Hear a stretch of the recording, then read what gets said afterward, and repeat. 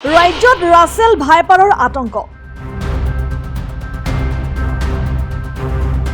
গৰৈমাৰীত সৰ্পদংশনত প্ৰাণ গ'ল মহিলাৰ সৰ্পদংশনত মৃত্যু হৈছে এগৰাকী 21 বছৰীয়া মহিলাৰ বিষাক্ত ৰাছেল ভাইপাৰৰ দংশনত মৃত্যু হোৱা বুলি সন্দেহ চিকিৎসক তথা ৰাইজৰ দক্ষিণ কামৰূপৰ ছয়গাঁৱৰ শালামাৰা চৰত সংঘটিত হৈছে এই ঘটনা আনিছা খাতুন নামৰ 21 বছৰীয়া মহিলা এগৰাকীৰ সৰ্পদংশনত মৃত্যু হোৱা বুলি জানিব পৰা গৈছে ঘটনাৰ বিৱৰণী মতে বুধবাৰে সন্ধিয়া মহিলাগৰাকীয়ে ঘৰত ভাত বনাই থকা অৱস্থাতে হঠাতে সৰ্পই দংশন কৰে লগে লগে মহিলাগৰাকীয়ে বিষত চিঞৰ-বাখৰ কৰাত পৰিয়ালৰ লোকে ততাতৈয়াকৈ গৰৈমাৰী সামূহিক স্বাস্থ্য কেন্দ্ৰত ভৰ্তি কৰোৱাই যদিও চিকিৎসালয়ত সাপৰ বিষ নিৰাময় প্ৰতিষেধক মজুত নথকাৰ বাবে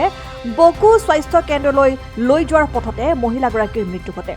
ৰাজ্যত ৰাছেল ভাইপাৰ নামৰ সৰ্পবিধে আতংকৰ সৃষ্টি কৰাৰ সময়তে গৰৈমাৰী অঞ্চলৰ মহিলাগৰাকীয়ে সৰ্পদংশনত মৃত্যু হোৱা কেন্দ্ৰ কৰি সমগ্ৰ গৰৈমাৰী অঞ্চলত আতংকময় পৰিৱেশে বিৰাজ কৰিছে তাৰমানে আমাৰ যিটো সৰু ভাইক বোৱাৰী হঠাৎ কৰি তাৰমানে চিঞৰি মাৰি উঠিছে তাৰপিছত মই গেলো খৰদৰকৈ আগবাঢ়ি গেলো যাই পেলাই দেখিলো যে সাপে কামুৰিছে তাৰপিছত যাই পেলাই দেখাৰ পিছত চালো যে কোনটো ঠাইৰ পৰা সাপে কাটিলে চাও তাৰপিছত মাছাৰ যিটো হেৰি আছে তলত সেইখিনি চালো চাৰ পিছত সাপটো দেখাৰ লগে লগে সাপটো ওলাই গ'ল দেখা পাইছে সাপটো অলপ দেখা পাইছো তাৰপিছত বোৱাৰীজনীক ধৰি পেলাই এই ভুটভুটি নাৱেদি ইপাৰ গৰাইমাৰী লৈ আনি তাৰপিছত আপোনাৰ কি কয় হুমাবাই মেডিকেল তাতে বেজিনা আছিল তাৰপিছত তাৰ পৰা ৰেফাৰ কৰে এই আপনাৰ বকো নেওতেই আৰ মাঝখানতেই মৰি যায় গৰৈমাৰীৰ পৰা সৰ্বদালুৰ ৰিপৰ্ট অসম টাইম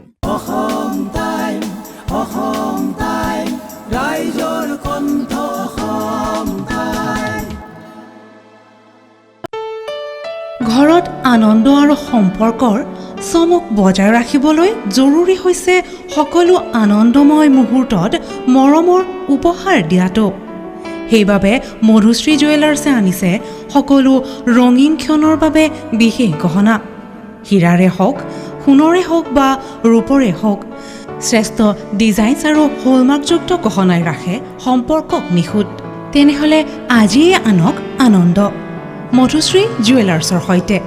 যোগাযোগ কৰক 7028000341 নাইবা ভিজিট কৰক LNB ৰোড নলবাৰী অসম